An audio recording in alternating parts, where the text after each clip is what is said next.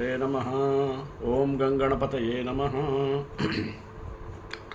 Today I am going to discuss elaboratedly about Smrutis are eternal as Shrutis. It is not possible in one episode, therefore I made into two parts. Now I am going to enter into first part called Smritis are eternal as Shrutis. Let us start after the prayer. Vasudevasutam devam kamsachanuramardanam devaki paramanandam krishnam vande jagadgurum. Some people tries to diminish the glory and eternity of Itihasas and Puranas by saying the Vedas are eternal as they emanate from the Lord Himself. Whereas the Puranas, Smritis and Shastras, although they give knowledge about God, are authored by men. They are auxiliary to the Vedas and hence their statement should be considered as secondary when compared to the statement made in the Smritis. In the beginning of the creation, the philosophical speculation said, in Veda existed in the sound form, and which was the very breath of Ishvara, the Creator. Vedas were not written by anyone, but was revealed to humanity through the ancient rishis during their tapas. Hence, the ancient rishis were not creator of the Vedas, but only the medium through which the Vedas were made available to humanity. Since the thoughts in Vedas existed in the beginning of the creation, it is eternal. The empirical knowledge of Vedas, as verses were scattered in many Gurukulam, were collected and compiled into 4 by Veda Vyasa. Vedas are now available to us as written text form, but it is not just as text, but an eternal knowledge source with no beginning and no end. Vedas are also Pramana Shastras, infallible knowledge. The concept is such that knowledge of rishis are so profound that it would be safer to follow in their footsteps. Vyasa divided Vedas into 4 as Rigveda, Yajurveda, Atharvana, Samaveda and Atharvana Veda. According to the content, each Veda is further divided into 4 classes: Samhita, Brahmana, Aranyaka and Upanishads. Samhita part is revelation received to various rishis, and the other 3 are studies on Samhita by various religious sects. Vedas were written in Brahmi and Devanagari script, in poetry and prose, but is propagated mainly by Karna Parampara. All the diverse concept of human knowledge can be seen in these literatures. Apart from the 4 main texts, there are 6 Vedangas: Siksha, Chandas, Vyakarana, Nirukta, Kalpa and Jyotisha, and 6 ancillary disciplines: Nyaya, Vaisheshika, Sankhya, Yoga, Uttaramimamsa and Vedanta. All these disciplines are meant to make understanding of Vedas clear to the learners. Vedas come under Shruti literature. The tradition of philosophical speculation of Veda depends on a logical thought process giving ample freedom for diverse philosophical sects to discuss them and get accommodated in. From polytheism and to monism, all diverse religious activities coexisted peacefully in India because of this broad view of Veda. While Dvaita philosophers give more comfortable with the logical conclusion in their search to find a solution for intelligence behind creation and search the validity of basic tenets of Hinduism like Brahman, Atman, Maya, rebirth, etc. Purana. Puranas are meant to spread the ideas, said Vedas, to common people. Purana accept the supreme position of Vedic literature. There are many stories in Puranas that the knowledge said Veda were hidden are not allowed to spread by asuras in several instances and then recovered by the intervention of gods. Limitation of people in Kali Yuga. That the Vedas are eternal and apaurusheya is a fact that all sampradayas, including the school of Shankara, unanimously agree with they constitute the means of receiving knowledge about the absolute truth. However, there are certain factors that make it practically impossible to study the Vedas in this age. Kurma Purana states एकविंशतिभेदेन ऋग्वेदं कृतवानहं शाखानां च शतेनैव यजुर्वेदमथाकरोत् सामवेदं सहस्रेण शाखानां प्रबिभेदसः अथर्वणमतो वेदं बिभेदनवकेन तु. Previously, the Rigveda was divided into 21 sections, Yajurveda into 100 sections, the Samaveda into 1000 sections, and the Atharvaveda into 9 divisions. Each division has 4 minor divisions, namely Samhita, Brahmanas, Aranyakas, and Upanishads.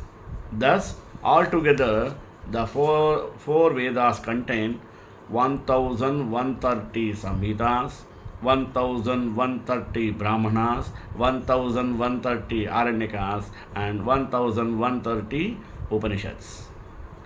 This makes a total of 4520 divisions. At present, most of these texts have disappeared due to the influence of time. We can only find 11 Samhitas, 18 Brahmanas, 7 Aranyakas, and 220 Upanishads, which constitutes a mere 6% of entire Vedic canon. Even if the Vedas were complete in entirety, in order to understand them, one must first study the Vedangas, which Shiksha, the science of phonetics, Vyakarana, grammatical rules, Kalpa, ritualistic rules, Nirukta, obscure word meanings, Chandas, meter for chanting Veda hymns, and Jyotisha, astrology and astronomy. Since the language of the Vedas is enshrouded in mysterious meanings, one must also be willing to sacrifice years of study in order to learn Vaidika Sanskrit, in classical Sanskrit. This entails primarily learning the basic grammar and then memorizing extra vocabulary in order to decipher the mystical language of the Vedas. Apart from that, it is practically impossible for those born in the age of Kali to memorize even the slightest thing. What to speak of the entire Vedas or even the 6% that still survives today? At present, amongst the Brahmana communities in India, is generally observed that Vedadhyayana simply consists of memorizing the text of one of the four Vedas, parrot fashion. But as we can see from above, there is much more to it than that. Therefore, we may conclude that although the Veda in this day and age in order to understand the Supreme. Hence, the solution lies in the Puranas and the Itihasas. This is explained in the following verse. भारतव्यपदेशेन ह्याम्नायार्धप्रदर्शितः वेदः प्रतिष्ठा सर्वे च पुराणो नात्र संशयः.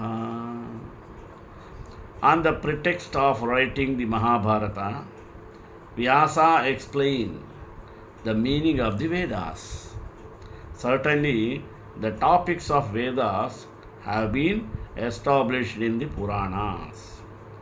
Furthermore, it is explained in the Mahabharata and Manu Samhita. Itihasa Puranabhyam Vedam Samupabrumbhayet. One must complement one's study of the Vedas with the Itihasas and the Puranas. In the Prabhukanda of Skandha Purana, it is said, O best of Brahmanas, the meaning of Puranas is unchanging, just like that of the Vedas. The Vedas are all sheltered within the Puranas without a doubt. The Veda has a fear that unqualified people will read her and then distort her meaning. Thus, the significance of the Veda was fixed in the Puranas and Itihasas. That which is not found in the Vedas is found in the Smriti. That which is not found in the Smruti is to be found in the Puranas. Those who know even the Vedas and Upanishads are not learned if they do not know the Puranas. The reason they are called Puranas is because they make the Vedas complete. This is not to suggest that Vedas are incomplete. It simply means that the Puranas are explanatory supplements which did want to understand the concise and ambiguous passages in the Vedas. If the Puranas complete the Vedas, it is only logical that they must be Vedic in nature.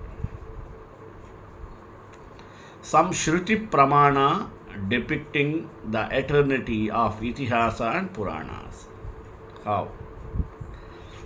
Our friends have stated that Puranic evidence is secondary to those statements of the Shruti because they are composed by mortals. Generally, it is correct to state that the Shruti is primary and the Smruti is secondary. In that, Shruti seeks to elaborate on the meaning of the Smriti. However, under the circumstances presented above, the Puranas and Itihasas are now to be considered primary evidence. If the Vedas are considered a primary authority merely because they issued from the mouth of God Himself, the Srimad Bhagavata and Mahabharata should also fall into such a category, since the author of these works was Veda Vyasa, whom everyone considered to be a direct avatara of Narayana.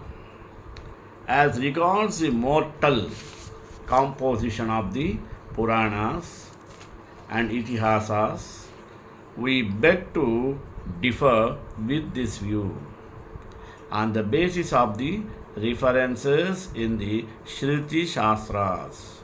How? Ruchaha samani chandhamsi Puranam yajusham saha Uchishta jagire sarve Divi deva divi shritaha. The Rigveda, Samaveda, Yajurveda and Atharva Veda became manifest from the Lord, along with Puranas and all the Devas residing in the heavens. He approached the Brihati Chandas, and thus the Itihas, Puranas, Gathas became favorable to him. One who knows this verily becomes the beloved abode of the Itihasas, Puranas and Gathas. In this way, all the Vedas were manifested along with Kalpas, Rahasyas, Brahmanas, Upanishads, Itihasas, Anvakyatas and the Puranas. Namavārugvedo Yajurvedaha Samaveda Atharvanaschaturtha Itihasa Puranaha Panchamo Vedanam Vedaha. Indeed, Rig, Yajur, Sama and Atharva Vedas are the names of four Vedas. The Itihasa and Puranas are the fifth Veda. O Maitreya, the Rig, Yajur, Sama and Atharva Vedas, as well as the Itihasas and the Puranas all manifest from the breathing of the Lord. From these above Shruti statements, it is clear that Puranas are part of the Vedas and originate from the same source as the Vedas, namely the Supreme Lord Himself. Then a question. Why misunderstanding regarding origin of the Puranas? One may argue that since the Puranas have names such as Skanda, Agni, Markandeya, etc., they must have been composed by those personalities. Therefore, they are not eternal and thus cannot be apaurusheya. However, if that is the case, then certain sections of Vedas must also be considered to be Paurusheya Vakya, since they have name like Katopanishad, Aitareya Upanishad. It is understood that certain parts of the Vedas are named after rishis. not because they composed them, but because they were the main exponents of those portions. Since persons with the names Kata and Aitareya appear in every millennium, one should not misunderstand that before the appearance of those persons described in the Vedas, these names were simply meaningless words. Similarly, many of the Puranas are named after the first person who expounded them. Many times, however, due to the influence of time, a scripture may become forgotten on the planet, and thus a deva or sage speaks it again, and it becomes known of the Yajurveda that are unknown to anyone else. Being pleased by such exaltation, the sun god took the form of a horse and presented to the Muni mantras of the Yajurveda, which were previously unknown to any mortal. In other words, the Puranas are supposed to explain the meaning of the Vedas and are only different by the changes in words, chanda, rishi, sequence, etc. at the beginning of each creation. In this way, they are considered to be non-eternal, but their meaning will be the same as in the previous creation. Therefore, Madhva categories the Puranas as Nitya Anitya because they originally emanate from the Supreme Lord, but they are sometimes unmanifest. As a side note, it may be asked that if the Puranas are indeed subsidiary to the Shruti Shastras, why does Sri Madhvacharya himself quote them so often in his works? Not only that, he even uses Puranic evidence in order to establish the Nityatva of the Vedas. If the Puranas are not eternal and apaurisheya, why would he use their secondary statements as a pramana to validify something which is superior? Now, another question. Why Itihasas and Puranas are called fifth Veda? It has already been stated above in the quote from Chandogya Upanishad that the Puranas are known as the fifth Veda, Panchama Veda. The reason behind this is because the Puranas and Itihasas are derived originally from the Yajurveda. This is explained by Sri Suta in Vayu Purana. Let us see what he said. Itihasa Purananam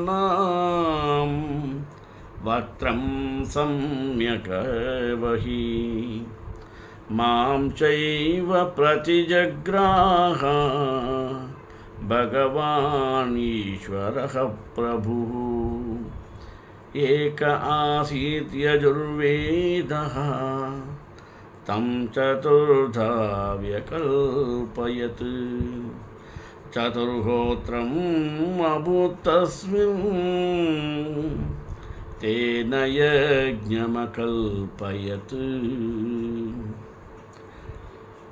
Advaryavam Yajurbistu ऋग्भिर्होत्रं तथैव च औद्गात्रं समभिश्चैव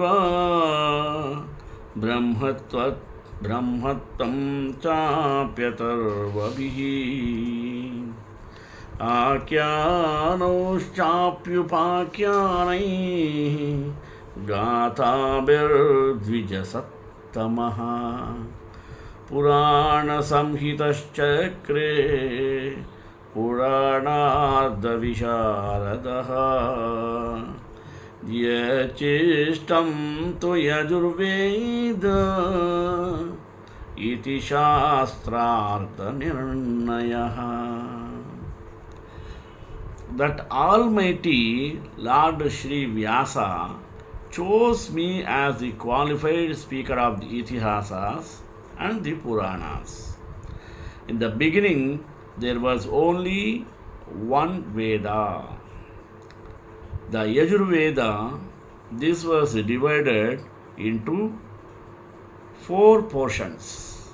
From these stem the 4 performances known as the Chaturhoma, by which Vyasa arranged for the performance of sacrifice. The Advaryu priest uses the Yajur Veda mantras. The Hota priest uses the Ruk mantras. The Udgata priest uses Samaveda mantras, and the Brahma priest uses the Atharva Veda mantras. O best of all the Brahmanas, after this, Vyasa, who understands the meaning of the Puranas, compiled them and Itihasas by combining various Akhyanas, Upakhyanas and Gathas. Whatever remained after Vyasa had divided the Vedas into 4 divisions. Actually, Vedas were previously in one of the heap subject. It was like only one without a division. The sage Vyasa made research of these Vedas and made into Vyasa, means divided into 4 types. Therefore, as Vyasa they divided the Veda, therefore he became Veda Vyasa. Previously it was 3, afterwards it became 4. Therefore, Veda Vyasa attained the name due to making heap of Vedas into 4 divisions: Ruk, Yajur, Sama and Atharva. Thus is the conclusion of the Shastras.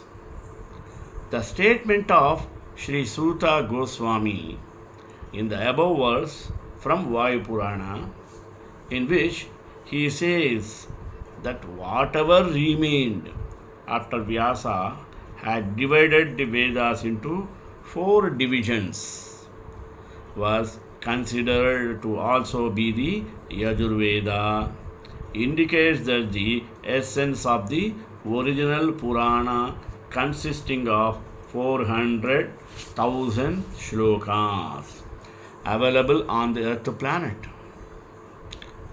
Further evidence for this is found in the Matsya Purana, where in the Lord says, Kalena grahanam matva puranasya dvijottama vyasarupamaham kritva samharami yuge yuge yuge yuge.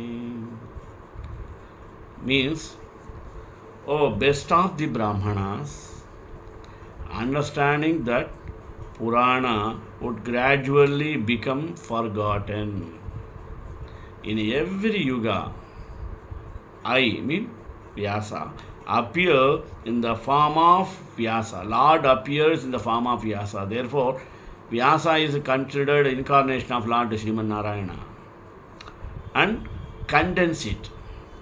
श्रेयकांताय कल्याणनुदे नदेद्राम श्रीवेंकटनिवासाय श्रीनिवासाय Mangalam मंगलाशासनपरैर्मदाचार्य पुरोगमैः सर्वैश्च पूर्वैराचार्यैः सत्कृतायास्तु Mangalam.